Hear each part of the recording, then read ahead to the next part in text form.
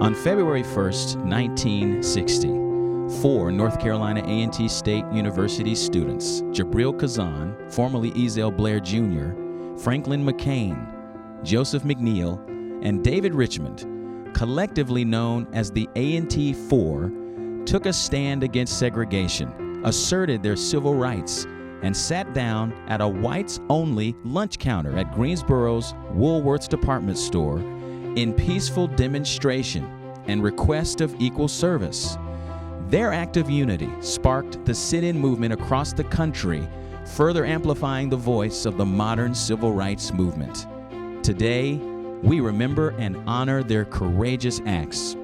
Since that momentous day and the sacrifices that were made, more rights have been won, more liberties have been extended, but there is much to obtain and more work to be done. We will continue to honor the A&T Four by being deliberate and purposeful in the enduring fight for absolute justice and the fulfillment of complete civil rights for all, especially the African American community. Join us today as university leaders, students, and campus friends will offer comments and remarks paying tribute to the A&T Four, recalling their resolve and inspiring one another to actively follow in their footsteps as leaders in our own communities, united and motivated that it's about us.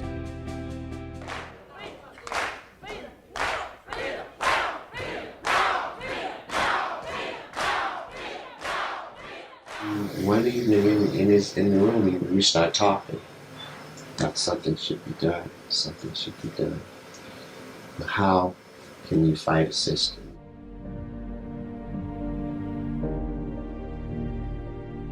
First thing we had to learn was to be nonviolent. Very difficult. But we embraced concepts like nonviolence and used it to avail. There were some things that bothered me as a young boy about this democracy of ours that was not real to a lot of people. We even went to the library and checked on some of the statutes in the North Carolina law book about this. And we realized that we wasn't breaking no law. Civil disobedience, that was all. In fact, the police, when they came down, they didn't know what to do. They just stood there, scared. I was. And I'm glad, thank God, that we were protected from all danger. But we were dealing with a psychological war. It wasn't how big we was, how great we were committed to a cause. We had an idea of the risks that we were pursuing. And as Frank said often, Frank McCain, that we weren't sure how we would leave that Woolworth store February 1st. We might leave in a pine box.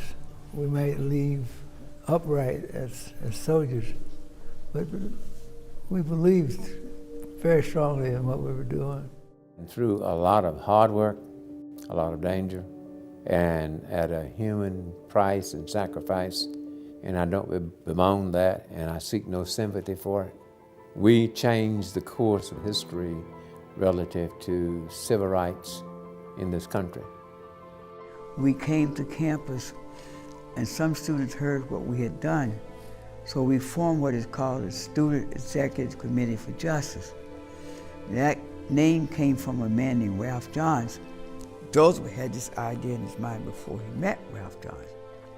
Then Joseph brought to us a book by Langston Hughes called A Pictorial History of the American Negro. This book, written by Langston Hughes, guess what his birthday is? February 1, he wrote the book that Joseph brought to us. So that's the beginning of some things that we call enlightenment that happened to me over the last 50 years. We were pleasantly surprised. We knew we were going to win in the long term because we weren't going to give up until we'd won. Woolworth decided that what they needed to do was integrate all their stores throughout the country. And they didn't do it because somebody paid them money.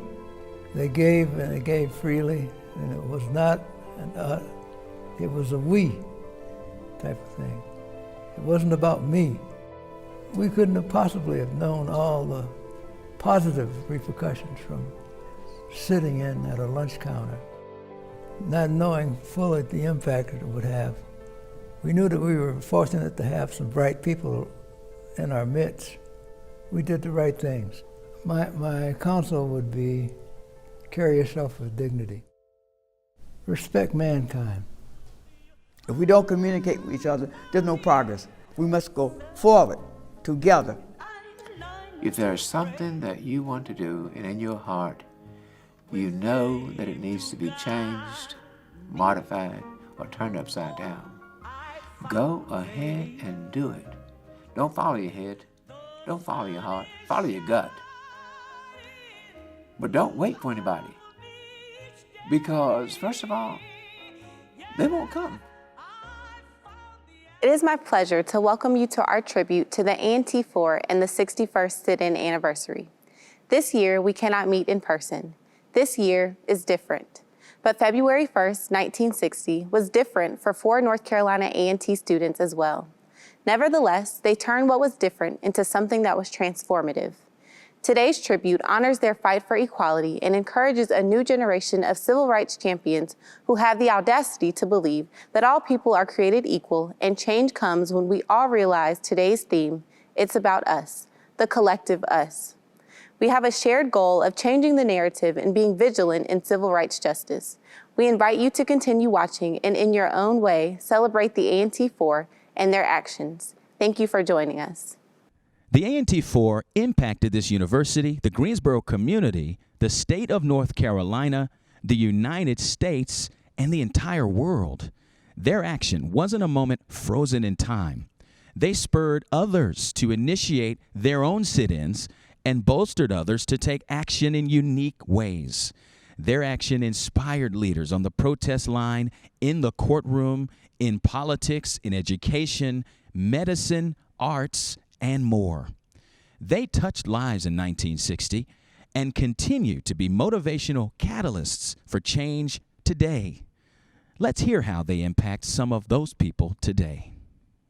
As a student at the Early College Academy, I've been taught about the courageous acts of the A&T Four.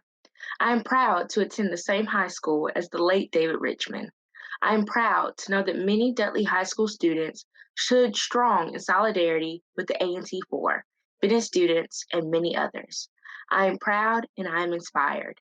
Our roads may not be identical, but our cause remains the same. It is about us, and it is about continued justice. Thank you to the A&T Four, and thank you for leading the way. Hello, everyone. My name is Ashley Robinson, a graduating senior studying social work and entrepreneurship at Bennett College in Greensboro, North Carolina, and I proudly serve as the current Student Government Association president there. Just like others, in the day following February 1st, 1960, Bennett Bell stood alongside David Richmond, Joseph McNeil, Franklin McCain, and Ezel Blair. The four did something that was life-altering. But more important, it was life-altering for so many other people as well. It may seem dramatic, but think how their actions defined the sit-in movement, propelled and extended civil rights, and changed the course of history. As a proud Bennett Bell, I honor the A&T Four. I understand my life and all of our lives could have been significantly different if not for them. They have taught us that all it takes to make a difference in the world is conviction beyond yourself. I hope we all follow in their footsteps. Thank you. February 1st, 1960, 4 A&T freshmen thought it not robbery to give of themselves to something greater in this fight for racial and social justice. As you may know, I helped plan and organize the 2020 Community March on Washington, where over 200,000 people showed up in August after an outcry for justice throughout the summer. We can't sleep in peace, Breonna Taylor. We can't run in peace, Ahmaud Arbery. I can't breathe, George Floyd. We cannot lose that momentum or become complacent, but now is a time for us to organize and strategize for the things we know we deserve. So just as they did at the Woolworth counter in 1960, we must show up every day, despite the challenge, and never, ever give in. Greetings, Agate family and friends. As we pause to commemorate the events of February 1, 1960, and the A&T Four, we want to recognize what this great college university has meant in the educational life of its students and its broader community, and to the development of bold leaders who have been at the forefront of bringing about social change and social justice to our community, state, country, and the world.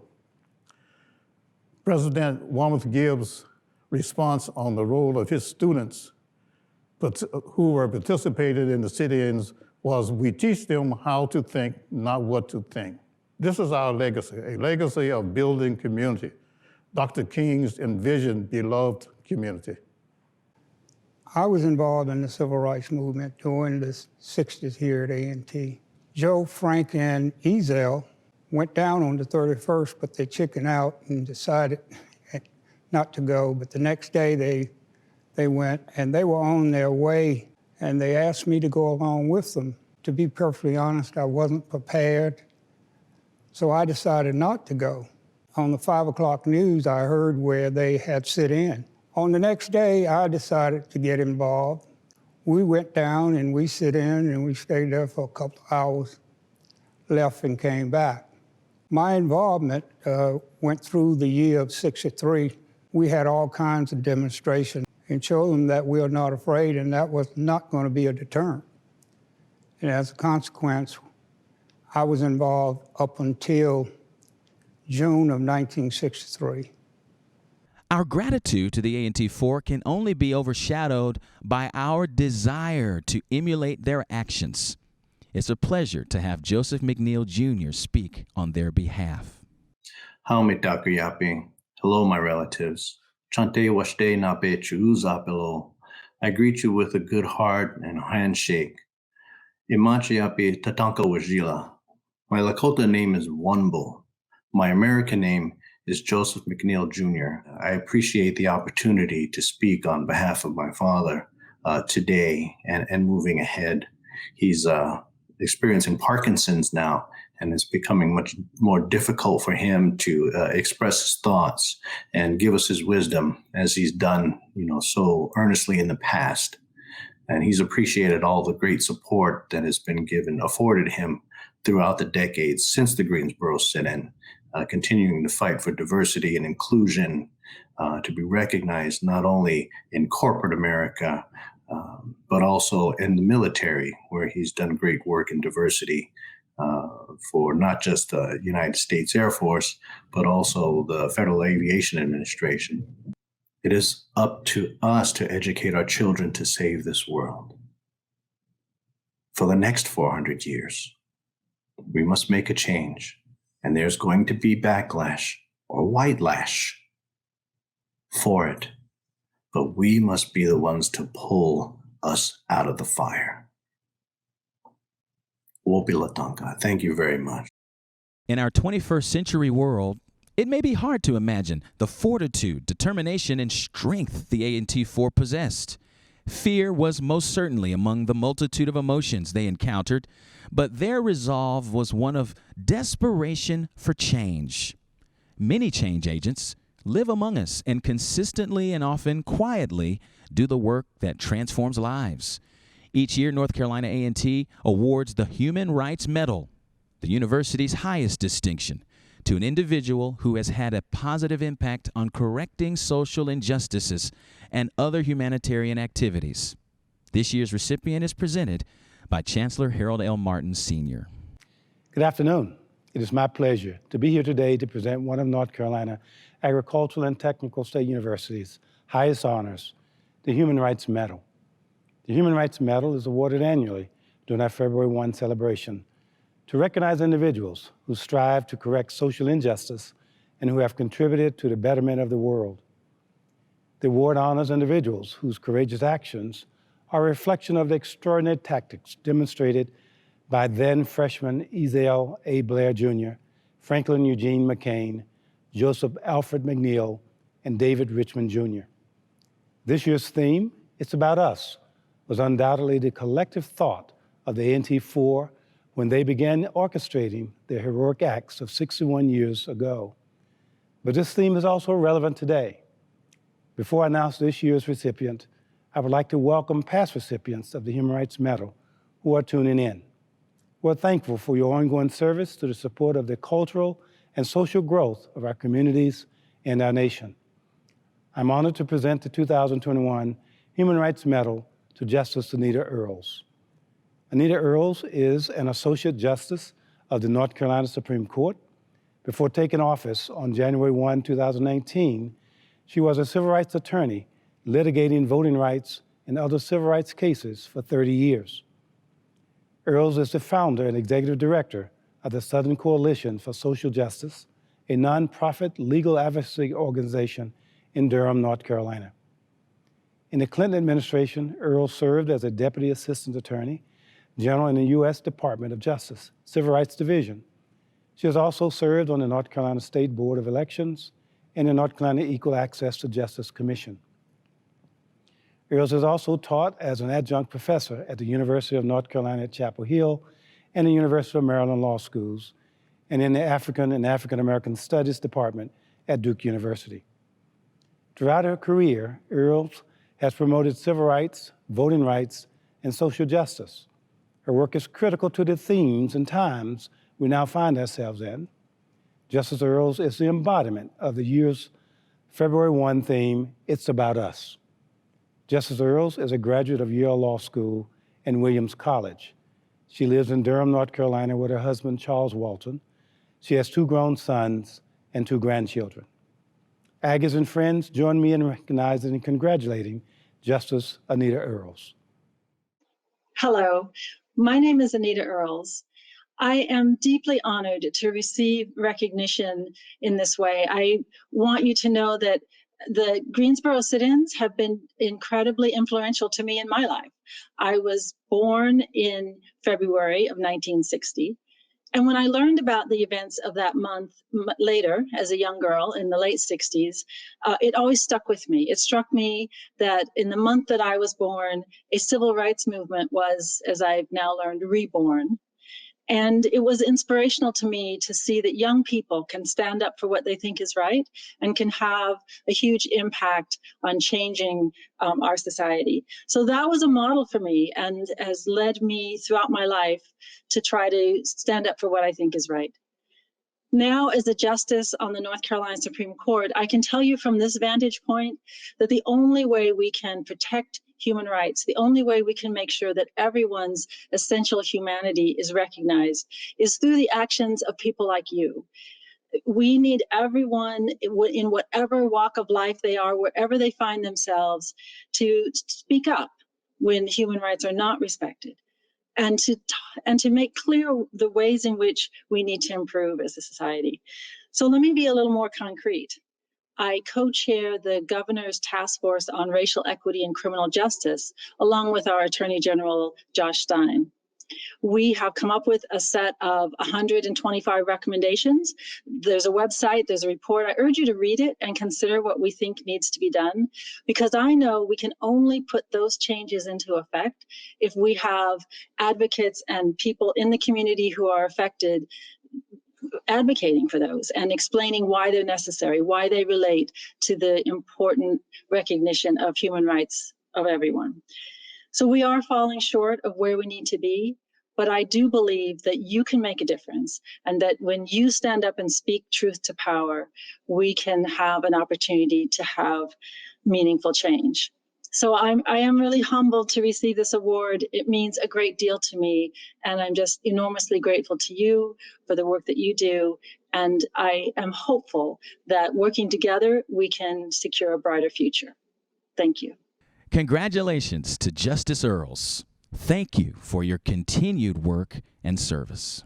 Likewise, we continue to thank Joseph McNeil, Jabril Kazan, and the late David Richmond and Franklin McCain. It is with a heart of gratitude and joy that we enact the solemn wreath-laying ceremony with David Richmond Jr. and Franklin McCain Jr. in homage and celebration of the courageous acts of the A&T Four. At this beautiful monument, we are acknowledging the brevity of life while evoking memories of days past. We aren't mourning the deaths of David Richmond Sr. and Franklin McCain Sr., rather, we are saluting their bravery and celebrating their lives and legacies. We will now have a few remarks from David Richmond Jr. and Frank McCain Jr.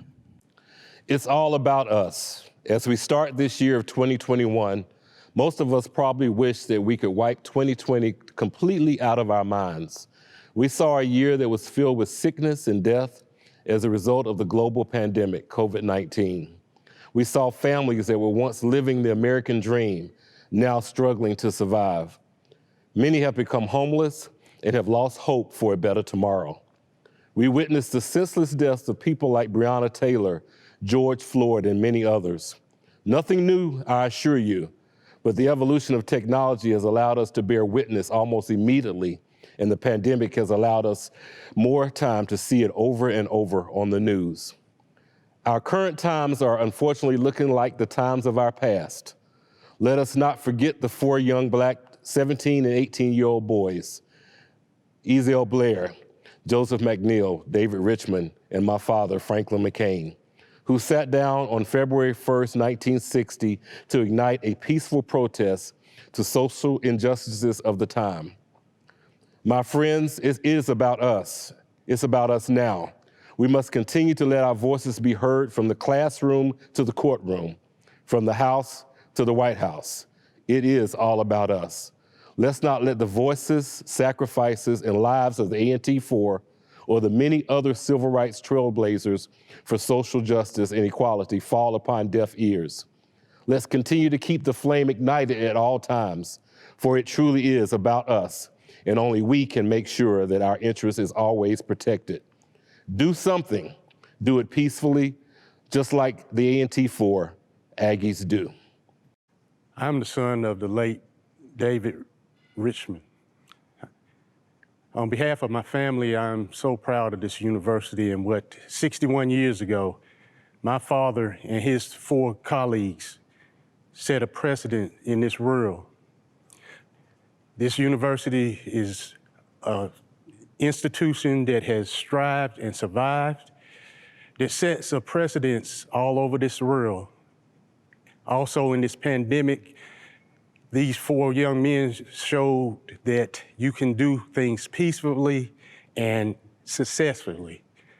Aggies strive and survive, and Aggies do. This university has produced great leaders. And in this pandemic and social civil unrest, Aggies will continue to show this world how things should be done.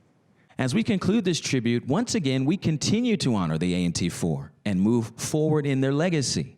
Thank you for joining us for the 61st Annual Sit-In Celebration, and remember, it's about us. Lift every voice and sing till earth and heaven ring, ring with the harmonies of liberty. Let our rejoicing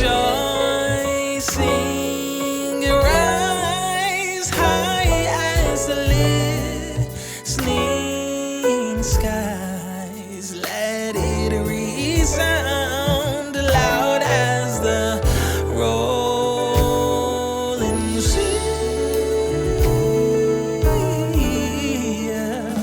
Oh, sing a song full of the faith that the dark past has taught us. Oh, sing a song full of the hope that the presence has brought us. Oh, us facing the rising sun of our new day begun. Let us march on till victory is won.